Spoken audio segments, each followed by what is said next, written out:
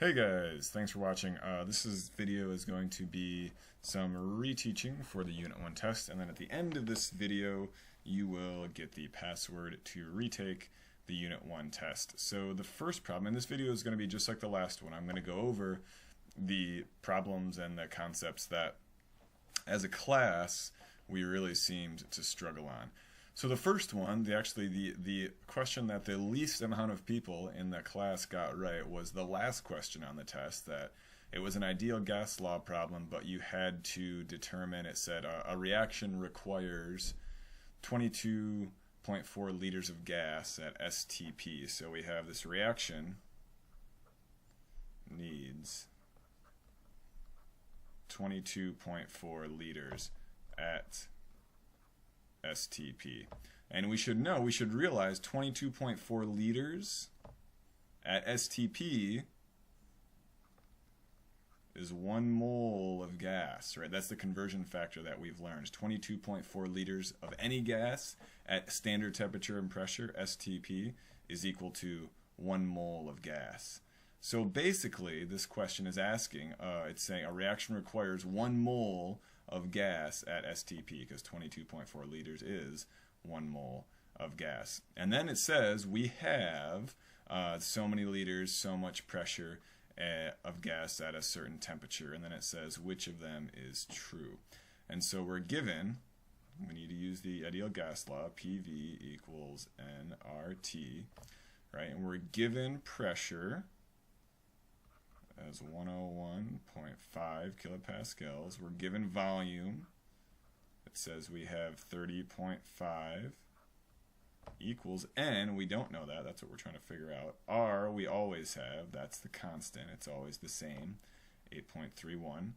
And then temperature, 373. We're also given that in the problem.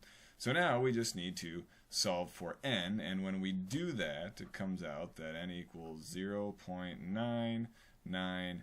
And I don't really like this problem because technically we don't have 1 mole. We have underneath 1 mole, but for this problem, we'd round up to 1 mole, so it's about equal to 1 mole. If you guys don't know these squiggly equal signs, if you ever see these, they're squiggly equal signs. It means about. About equals 1 mole. And so now the question we have to choose, the options are: you will have excess gas for the reaction, you will have enough gas for the reaction, you do not have enough gas for the reaction, or given this information you cannot tell if you have enough for the reaction. And so we said that we need 1 mole of gas for this reaction. That's what the question told us. It says we need 22.4 liters at STP, which is the same thing as saying 1 mole, because 22.4 liters of any gas is 1 mole of that gas. And we have 0.999, so basically we have 1 mole of gas. So we will have enough. We have enough. I didn't spell enough wrong. Enough. We have enough. Now we do not have excess because we don't have any left over. If we had like 2.1 or 3 moles, then we would have excess. Excess means you have more than enough. So we don't have more than enough, we just have enough. We have pretty much exactly enough. Okay, next question. Next question was a partial pressures problem. And I know we practiced this a couple times during class, but this is one that everyone has seemed to have problems with. So we'll do another partial pressures one. I'll do that right up here. So let's say, and I'll do different numbers than what it was on the test, but it's the same type of problem. So we're given the total pressure. Let's say we have a total pressure of 3.4 times 10 to the 4th. Okay, PA, that's our total pressure.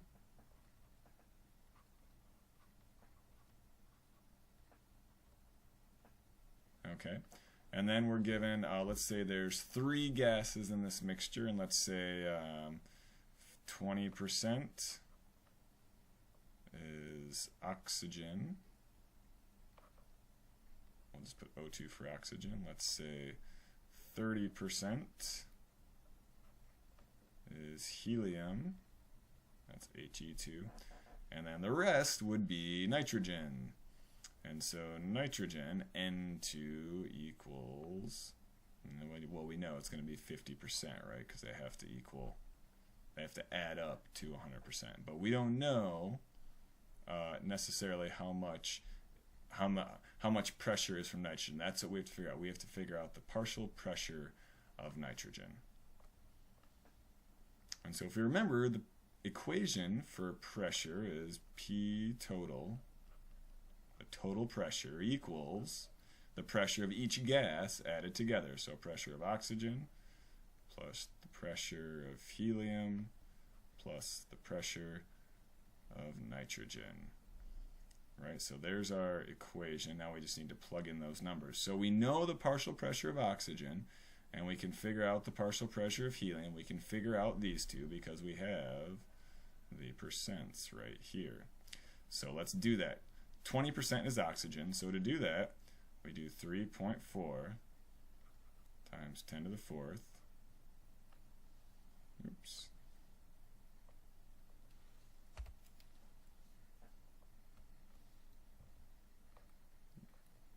Times 0.2.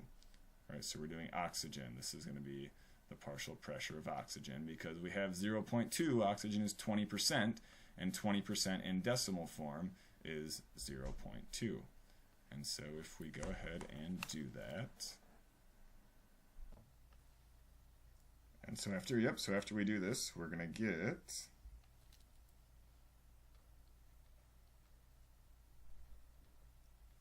6,800 kPa. So that's for O2, that's the partial pressure of O2. Well, we can write it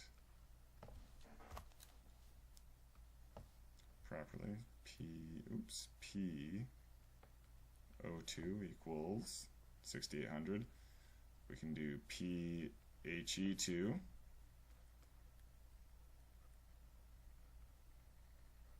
we know helium is 30% of the total pressure, so we're going to multiply it by 0.3 because that's 30% in decimal form, and we get 10,200 kPa.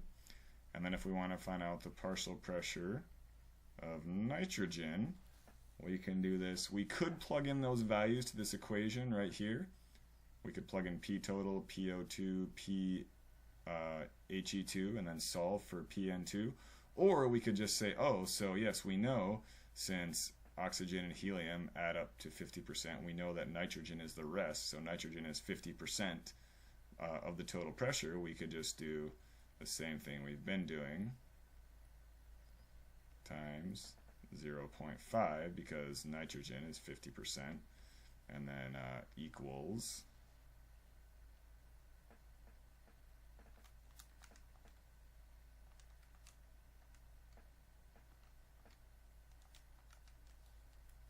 17,000 kPa.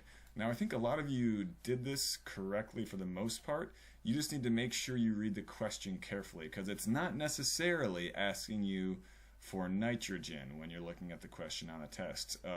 It might ask you for the partial pressure of oxygen or the partial pressure of helium or the partial pressure of nitrogen. So make sure you're looking closely at which one of those partial pressures it's asking you for.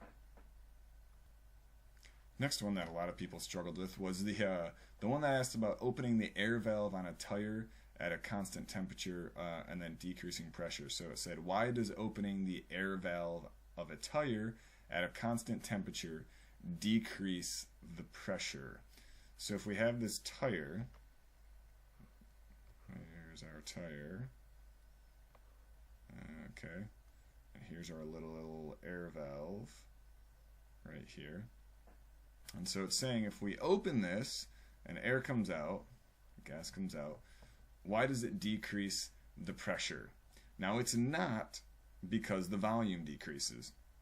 This tire, for the most part, if you've seen a tire without air, it's the same size and shape, whether it has air in it or not, for the most part. And if it helps easy, you can think of this, if this is like, you can think of a steel can, like a soda can or a steel can. If this helps you think of it better. And if this has a top in it, and then you open it and gas is escaping, this can isn't going to change volume. It's still going to be the same size whether there's gas in it or not. So it's not because the volume is decreasing, it's because the number of molecules inside this tire is decreasing, right? You've opened it, so let's say this tire is full of nitrogen gas. There's lots of nitrogen molecules in here. When you open it, nitrogen molecules are escaping, they're leaving, right? And so the decrease in pressure is because there's less molecules inside this tire.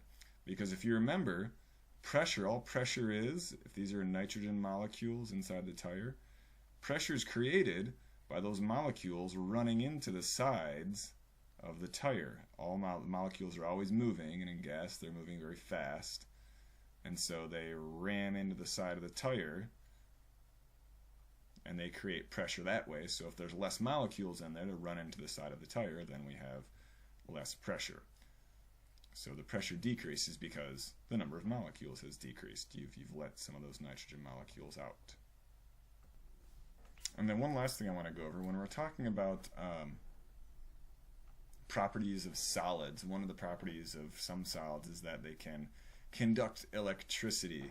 And you get a choice on the test of 4 different solids, and it's saying which one is the most efficient conductor of electricity.